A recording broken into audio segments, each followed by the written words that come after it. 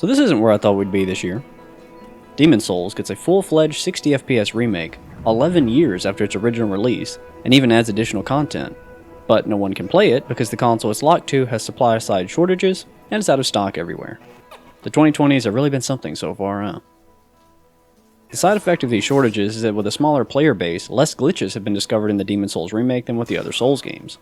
The good news, however, is that we aren't starting blind. The original Demon's Souls has been broken wide open over the course of the last decade, and so of course, the first thing I did when I got my hands on the remake was to test every glitch known from the original. Some have been patched, most haven't, and quite a few brand new ones have emerged as well. So with that in mind, let's break the remake too.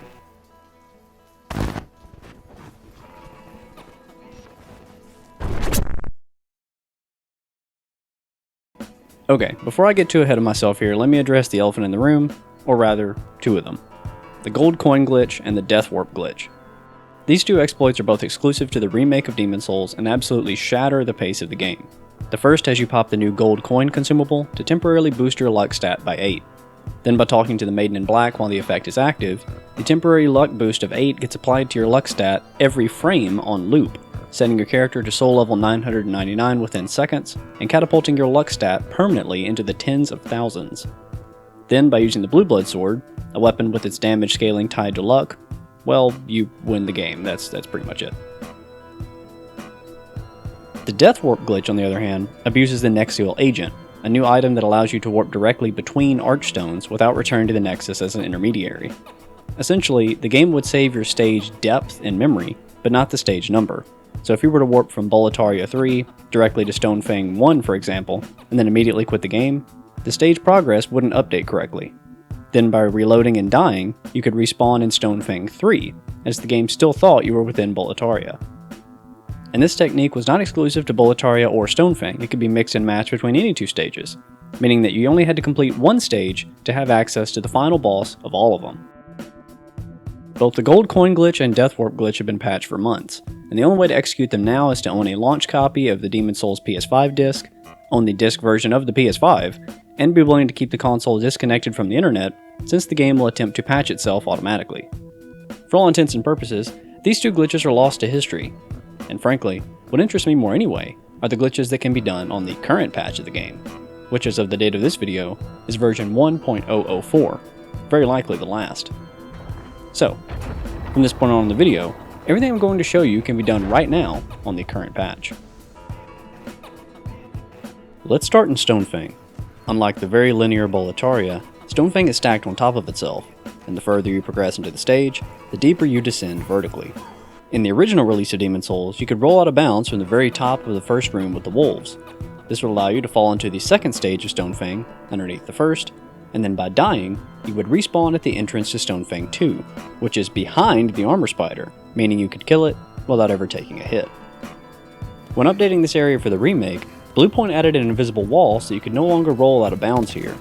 And, you know, that might matter if it wasn't possible to go around their invisible wall, which it is. To pull off this same trick in the remake, go just nearly to the top of the room, just before the wooden bridge that leads to the Fat Official.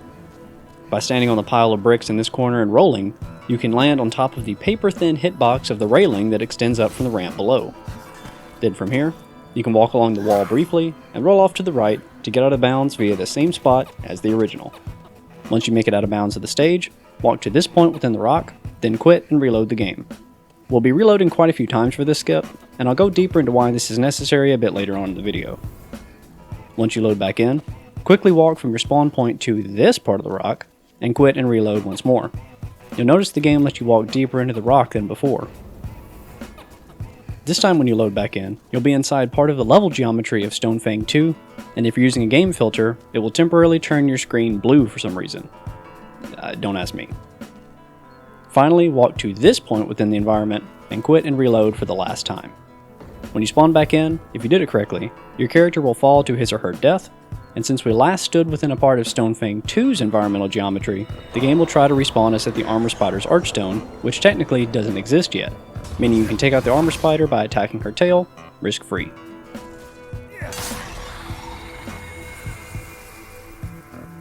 Now that you have access to Stonefang 2, Run down the tunnel to the right and drop down the wooden scaffolding to reach this cave with the 2 crystal lizards hiding in the back. In pure Black World tendency, Black Phantom Scirvir will spawn here, one of the strongest enemies of the game, and with the ability to restore his own health almost instantaneously. He is an absolute nightmare to fight, that is, unless you have the Grave Robber's Ring from the Shrine of Storms, and Poison Cloud from the Leechmonger's Soul. The Grave Robber's Ring lowers the aggro range of Black Phantoms, and if you creep forward with this ring equipped, you can poison him with Poison Cloud without him ever realizing he's taking damage. This isn't really a glitch, just something I think everyone should know is possible when dealing with tough Demon Souls NPCs. Scirvir will drop the Talisman of Beasts, an item that can cast both sorceries and miracles, and yes, you can still use it to cast Curse Weapon without meeting the stat requirements. Something else you might not know is that this same exact Poison Cloud strategy can even be used against the Flamelurker. His aggro range is much larger than Scirvir's, and he will become aggressive after the player takes only a few steps into his arena, not nearly close enough for us to poison him. But by using the Thief's Ring or the Cloak spell and avoiding his attacks for a bit, he will actually de-aggro and return to the center of the arena. From here you can creep up behind him, cast Poison Cloud, and watch him die passively. We're really beginning to blur the line between what is a game mechanic and what is an exploit now, but I think it's safe to say that this method wasn't on the short list for Bluepoint or FromSoft when designing Flamelurker. The last glitch I want to show off in Stonefang is at the very end, within the Dragon God boss room. As I'm sure you know, the entire gimmick of this fight is trying to make your way through the obstacle of these collapsed columns to reach the 2 ballistas on each side of the room to ultimately pin the dragon to the ground and finish him off with your weapon. But what if the rubble just wasn't in the way? First, open the settings menu and switch to display mode from performance to cinematic. Then if you quit the game and reload just outside of the Dragon God's fog gate, immediately step through the fog, and then wait about 3 seconds to pace the dragon's animation loop so that his fist doesn't become a problem, it's possible to run straight through the debris before the game has fully loaded their hitbox. If you remember, a big part of the marketing of the Demon Souls remake was how quickly the game loads. In order to achieve this, Bluepoint gives you control of your character while the game is still loading assets, and hitboxes for breakable objects are toward the bottom of the game's priority. As for why this particular glitch only works in cinematic mode, my guess is that cutting the game's frame rate in half makes certain hitboxes less accurate, which is probably compounded further while loading is still taking place. The skip will get you to the first ballista for free, but by this point, the game will be finished loading everything, so the next set of debris will have to be cleared the old-fashioned way. Moving on to Latria, we can use the same glitch to greater effect. Latria 1 is a surprisingly long stage given its actual footprint, since you'll be running down thin walkways, up and down stairs, collecting keys, and doing a lot of backtracking to finally make your way to the ground floor of the prison and outside of the boss room at the end. But what if I told you that none of that was necessary? Stages built vertically almost always turn out to be exploitable in some way, and the first stage of Latria is a great example of that. As soon as you load in, exit the cell and turn left. Take out the Mind Flayer on your way, and then proceed down the path to the right until coming into contact with the destructible coffin at the end. Quit and reload the game, and the same situation as the Dragon God will take place. The game gives you control of your character, but the wooden coffin in front of you hasn't fully loaded yet, and as it begins loading, its hitbox will push you up and on top. At this point, you are higher than the railing, meaning that if you're fast enough, you can walk off the side and land on this little alcove in the wall halfway down. Then you can just drop down, and boom, you're on the bottom floor of Latria without picking up a single key. At this point, you can just run past the ball of corpses straight ahead to reach the exterior of the prison and the arrow-firing trap. If you have the skill to iframe roll through the waves of arrows, there's nothing stopping you from taking on the Fool's Idol right now, with the entire stage skipped. I think it's fairly common knowledge you can pass through the arrow trap this way by now. Hell, even in the remake, there's a trophy for doing so. But did you know that you can do the same thing with the Red Dragon's Fire Breath in Boletaria 2? Seriously, running is completely optional. You can just roll into the fires that's about to pass you by and take no damage, even in the remake. More you know, right? Anyway, I'm getting off track. In order to defeat the Fool's Idol for good, you'll have to head up the spiral stairs on the right and kill the Dregling that will bring her back to life. While you're up there, be sure not to miss the special key hanging on the wall that is used to save Sage Freke earlier in the stage. And at this point, you may think that the Coffin Skip is rather pointless, since you'll have to complete the stage as normal anyway to get to Freke. But don't worry, I've got you covered there as well. To start, you'll need to go back to the beginning of Latria 1, but this time after exiting the cell, take a right. Go all the way to the final cell at the end, and quit the game. When you reload, we're essentially going to repeat the Coffin Skip, but this time walk forward into the iron bars on the right side of the final cell so that your character's left shoulder is clipping inside it. Once the hitbox for the bars begins to load in, you will pop up through the ceiling, but may slip off, so be ready to quit out quickly if necessary. Once you load back in on the top of the iron bars, hold forward and left, and wait to get boosted up again. Keep holding left so that you don't fall off to the right, and wait for the barrel that is currently under your character to load in and break. Quit out one final time, and when you load back in, you'll be as far up as you can possibly go, standing on the roof of Latria 1, where there's admittedly a pretty killer view. To be completely honest, until pulling off this glitch, I didn't even know Latria 1 had a roof. And actually, I guess that's debatable, because if you ever step off to the right, you will fall straight through it and die, so it definitely doesn't have a hitbox. The only safe place to step is on the roof's edge, or straight forward along this line. Walk forward, parallel with the edge, and keep straight ahead as you pass through this flatter area of the roof. We're actually walking along the top of a wall hidden just underneath it. Cross all the way to the end, and then drop off to the left from this corner to land back inside the normal bounds of the level. The next door you want is on your right. Finally, head down the stairs and make a left. Open the locked door a few cells down, and bingo, there's your stage. After seeing all that, you might think Latria 1 has to be the most broken stage in the Demon's Souls remake. And it's definitely up there, but would you believe Latria 2 is just as bad? As you know, Latria 2 is a long circular level that requires you to sever the chains, keeping a giant heart at the center suspended in the air, so that you can access the Man-Eater's boss. Given how close the boss room is to the entrance to the stage, it was only a matter of time before speedrunners found a way past the giant heart without needing to drop it down. And not only did they find one, they found three. The first two methods have been patched out for some time now, but the most recent method again abuses the delayed loading of certain hitboxes when you first spawn into the game, and I suspect that it's in the game for good. Here's what you do. Proceed up the stairs toward the Man-Eater's boss room until you reach the fleshy leg of the heart that prevents you from going any further. Step in front of the burning stone pillar just to the right of it, switch your game mode from performance to cinematic just like we did for the Dragon God, then quit and reload. When you spawn in, gently walk forward into the pillar until it pushes you up, and then keep slowly walking forward for a few more seconds as the game finishes loading everything else. Now you should be safe to stand still without falling off, and you can roll over to the pillar just to the left, and then finally up and over the arm of the giant heart, landing safely back on the ground on the other side. Of course, dropping the giant heart doesn't just give you access to the Man-Eaters, it also opens the bottom floor treasure room with the Ipe Rapier, Gold Mask, and Ring of Avarice. If you're interested in any of these three items, not to worry, we can glitch ourselves into this room too. In order to do this, you'll need the cat ring from the Valley of Defilement 2, or to buy it from Patches the Hyena when he returns to the Nexus for... Jesus Christ, he charges how much for this thing?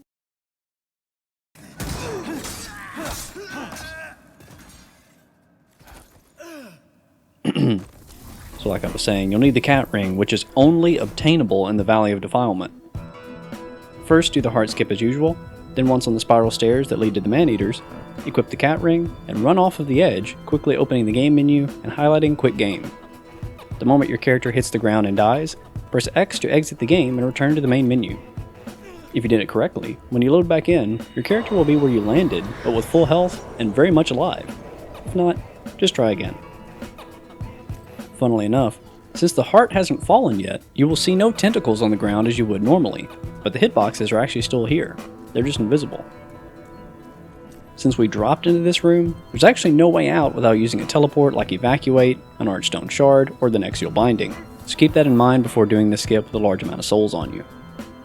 Nothing about the cat ring skip requires it to be done in Latria 2. In fact, you can use this glitch to survive a drop anywhere that has solid ground at the bottom. The reason this works is the way the Demon's Souls remake handles deaths. In every other Souls game, including the Demon's Souls original release, if you take a fatal hit while the menu is open, including falling, it will automatically close before the character's death animation plays. In the remake, this isn't the case, and by quitting out immediately after dying, the game will not yet have saved that your character is in fact dead, but will have saved that your character has 0 HP. When you load back in, the game will try to spawn you alive with 0 HP, and since that shouldn't be possible, it defaults back to whatever your maximum is. What that means for practical purposes is that quitting out when you die will not only keep you alive, it will heal you. If at any point in the game you're low on HP and don't want to waste a grass, just queue up the quit game button and wait to take a hit. Seriously, how did this never get patched? The last major skip I have to show off is in the Shrine of Storms 2, and gets us straight into the old hero boss room. First, make it past the Reaper and out onto the cliffs outside. Kill the 2 golden skeletons and step inside the cave just past them. From this stone bridge we can do the first skip. Just as before, equip the cat ring, step off the bridge, and quit out just as you hit the platform down below. When you spawn back in, quickly dispatch the Reaper hiding in the corner to your right. He will immediately be aggressive. Killing him will also take out all the ghost enemies, which means you can take your time with the next step. Our target is now the broken pillar just below the platform you're on now. Roll toward it, and then quickly quit out just as you land. If you hit the pillar correctly and quit out in time, you should spawn on top of it and be able to drop down safely and fight the old hero right away. Since we didn't enter the boss room as intended, you'll have to walk back over to the fog gate in order to trigger the cutscene and begin the fight. Which, fun fact, means that if FromSoft had originally tied the cutscene trigger to stepping through the fog gate instead of stepping near the altar just beyond it, doing this trick would soft lock you. And speaking of soft locks, I've heard a few people report that it's possible to land on this column in such a way so that the player character spawns stuck in the falling animation, and the only way to escape it is to warp using the PS Plus menu with the home button. Now, I've never had this happen to me, and I don't really know what they're doing wrong to cause this, but if there's even a 1% chance that this glitch can permanently soft lock your character without having PS Plus, I think I'm obligated to warn you. If taking that risk isn't your brand of scotch, just complete the stage as normal. After all, we're talking about a pretty minor time save here. But what if I told you this next glitch could quite literally save hours of your time? I'm talking about avoiding multiple playthroughs, not having to get pure black and pure white roll tendencies over and over, and even avoiding playing through the game in fractured mode. That's right, we're going for the Penetrator Armor. Before I explain the glitch itself, let me first explain why this is so significant. The Penetrator Armor is an extremely well hidden set of items only available in the Demon's Souls remake, and is the reward for solving a secret puzzle of sorts, meant to be discovered by the community after months, if not years of play. Of course, this is the Souls community we're talking about here, so the solution was discovered within a week of the game's launch. It requires a collection of 26 ceramic coins, which themselves are extremely well hidden items, and demand perfect manipulation of world tendencies over the course of 2 playthroughs to uncover. After which point, the coins can be traded with Sparkly the Crow in the Shrine of Storms for the Rusted Key. The player must then go to Boletaria 3 and play through the stage as normal until killing the Fat Official, who drops the Iron Key Ring. That key must be used to open the door to the prison near the Tower Knight's boss room in Boletaria 2, and the Fat Official there must be killed for the Bloody Iron Key. That key must be used to open the metal door to the alleyways near the entrance to Boletaria 3, which in turn leads to a dead end with an illusory wall, which hides the door that can be unlocked with the rusted key you got from Sparkly to finally access the armor. As Distortion 2 explained, the armor itself is encased in a large invisible collision box, meaning that you can't use glitches to clip over or through the locked door. Getting the key from Sparkly is mandatory. But what we can do is glitch the ceramic coins. If you try to drop trade the coins with other players in online multiplayer, they will turn into broken coins when picked up and become useless. So we can't use that method to duplicate them in the traditional sense. But did you catch my wording on that? They become broken coins when picked up, not when they hit the ground. And I'll get into that in a bit, but first to actually get started, we'll need to obtain at least 1 coin the normal way. The easiest ceramic coin to access in my opinion is in the Shrine of Storms 2, down in the pit with Saint Urbane where Patches kicks you. Enter the Shrine of Storms and die in body form until you have pure black roll tendency for the shrine. This won't actually update until you return to the Nexus, but 7 deaths will set you to pure black no matter what your roll tendency is. Once that's done, interact with the statue in the Nexus and switch to fractured mode so that the game world is mirrored horizontally, and return to the Shrine of Storms 2, drop into the pit, and then look for a wooden crate in the back right corner of the room when facing away from the door. Roll into it, and you should find your coin. Now, if doing that 25 more times doesn't sound appealing, let me teach you how to duplicate them. Take the character to Sparkly's tree and drop your summon sign. If you and your friend both set up a password, they will be able to summon you even if the adjudicator is already dead. Then have a friend in body form summon you, walk up to the tree in their game, and drop the ceramic coin on the ground in front of the tree, making sure that your friend is close enough to you to hear Sparkly say, Sparkly, happy, happy. This tricks the game into thinking the host player dropped the coin, not the phantom. Now, force close your game via the home button so that you disappear from their world and your game doesn't save. Your friend's game will still have the coin on the ground, and if they quit out and reload, Sparkly will then return the coin to them since it's less than the full 26 required for the key, making it safe to pick up without it breaking.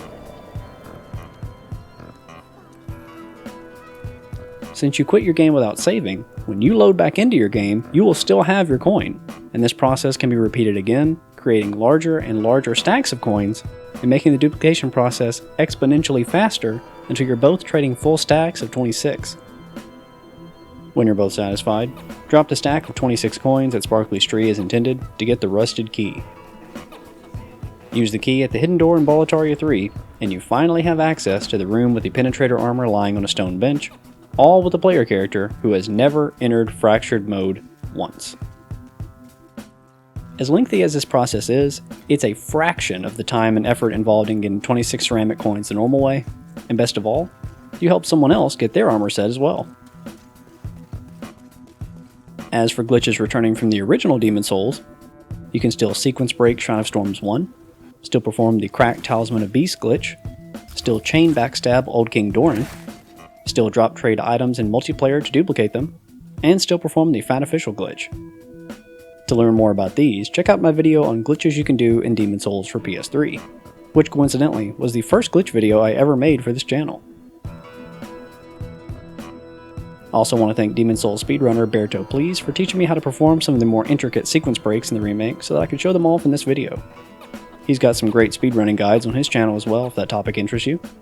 So until next time, hope this video has been a pleasure, and long live Demon Souls.